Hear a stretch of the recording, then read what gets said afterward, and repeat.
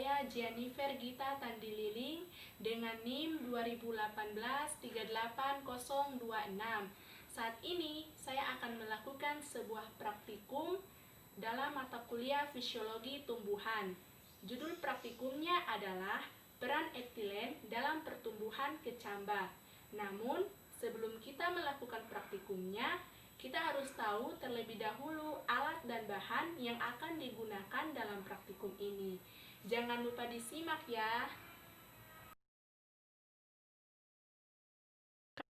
Adapun alat dan bahan yang digunakan dalam praktikum ini, yaitu biji kacang hijau, buah pisang.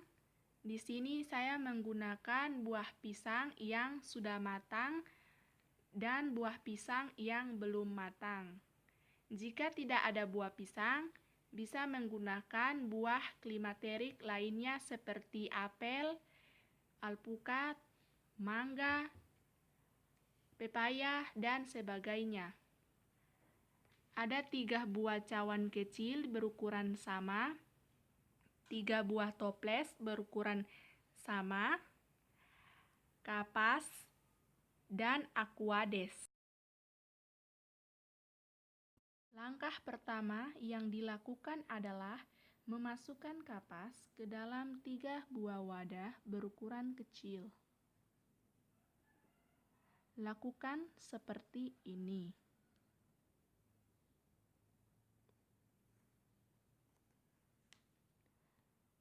Kemudian, basahi kapas dengan aquades secukupnya saja. Lakukan seperti ini.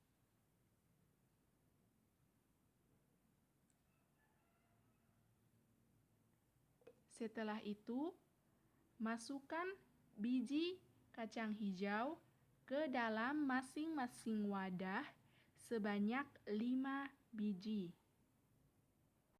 Masukkan 5 biji kacang hijau ke dalam masing-masing cawan. Lakukan seperti ini.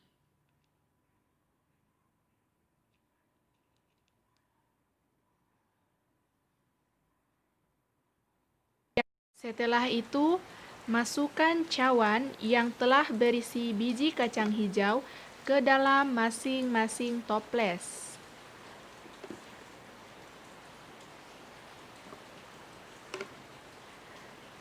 Kemudian, untuk toples pertama, berisikan buah pisang yang telah matang. Untuk toples kedua, berisikan buah pisang yang belum matang. Untuk toples ketiga, tidak ada buah pisang. Kemudian masing-masing toples ditutup menggunakan penutup toples.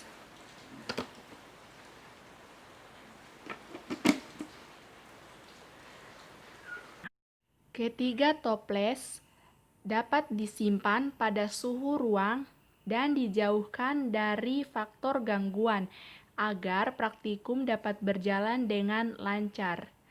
Untuk mengetahui terjadinya perubahan, dapat dilihat pada hari keempat sampai hari kelima. Setelah hari kelima, inilah penampakan dari pertumbuhan kecamba kacang hijau. Toples sebelah kiri, pertumbuhan kecamba tanpa adanya buah pisang. Toples bagian tengah, pertumbuhan kecamba dengan buah pisang yang belum matang. Dan toples sebelah kanan, pertumbuhan kecamba dengan buah pisang yang sudah matang. Saya akan melihat perubahan apa saja yang terjadi pada ketiga perlakuan pada kecamba ini, dan saya juga akan melihat perbedaan dari ketiga perlakuan, serta saya akan mengukur panjang batang dan panjang akar. Yuk disimak. Inilah penampakan dari Pertumbuhan kecambah, baik kecambah tanpa buah pisang, kecambah dengan buah pisang yang belum matang, dan kecambah dengan buah pisang yang sudah matang.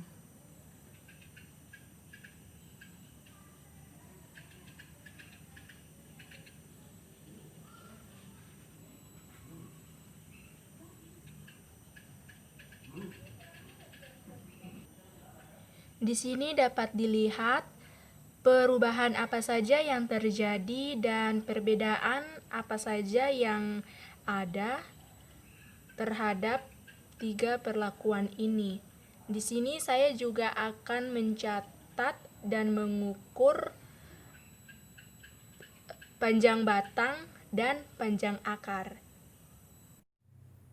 Perubahan yang terjadi pada kecambah kacang hijau bisa dilihat dari organ batang dan akar. Pada kecambah tanpa buah pisang, batang cenderung tumbuh ke arah atas, kemudian ukuran batang lebih kecil atau ramping, dan pertumbuhan akar lebih panjang. Sementara untuk pertumbuhan kecambah pada buah pisang, baik buah pisang yang sudah matang maupun buah pisang yang belum matang, keduanya memiliki sifat yang mirip. Dalam hal ini, perubahannya tidak terlalu nyata, karena kedua perlakuan ini memiliki ukuran batang yang tebal dan pertumbuhan akar pendek.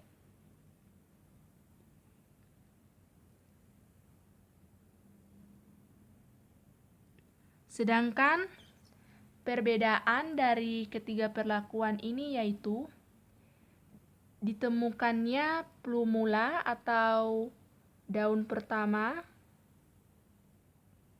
pada pertumbuhan kecambah tanpa buah pisang dan pertumbuhan kecambah pada buah pisang yang belum matang.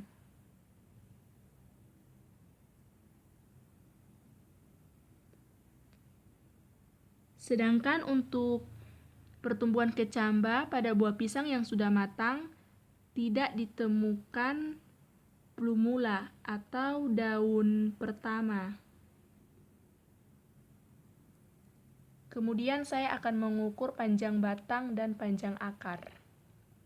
Ini adalah tabel pengukuran kecambah toples 1 dengan pisang masak pada hari kelima, panjang akar rata-rata 1 cm dan panjang batang 1,7 cm.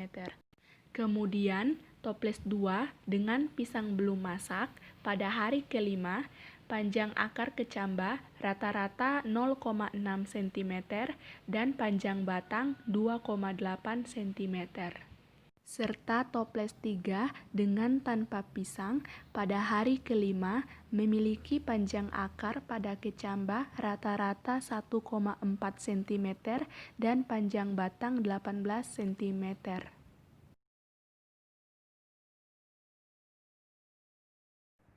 Setiap tumbuhan menghasilkan gas etilen sesuai dengan kebutuhannya.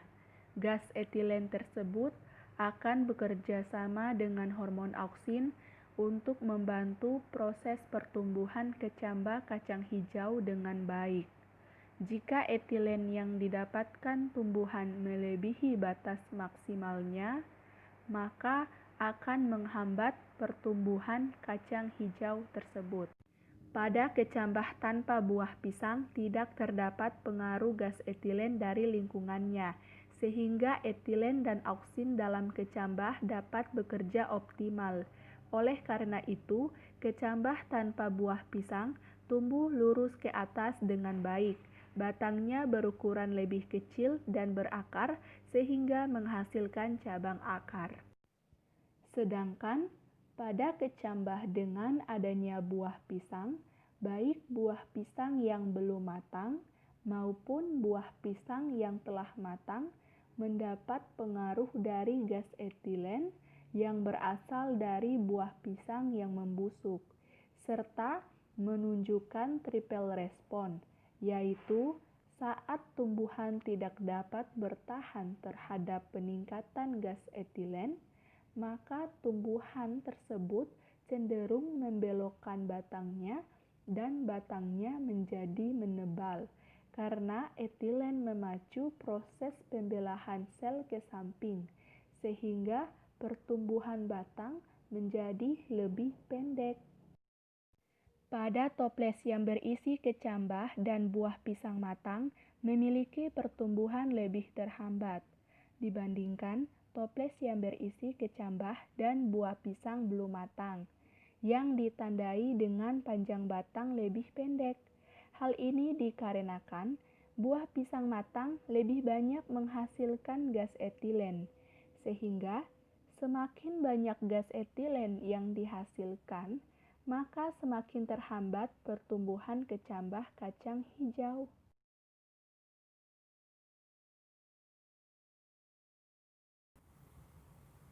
Berdasarkan praktikum yang telah saya lakukan, dapat disimpulkan bahwa gas etilen yang dihasilkan oleh buah matang dapat menghambat pertumbuhan kecambah kacang hijau. Dalam hal ini, kecambah kacang hijau dengan adanya buah pisang memiliki ukuran lebih pendek daripada kecambah kacang hijau tanpa buah pisang yang memiliki ukuran lebih panjang, sehingga pertumbuhan kecambah tanpa buah pisang memiliki pertumbuhan lebih optimal. Demikian praktikum saya. Sekian dan terima kasih.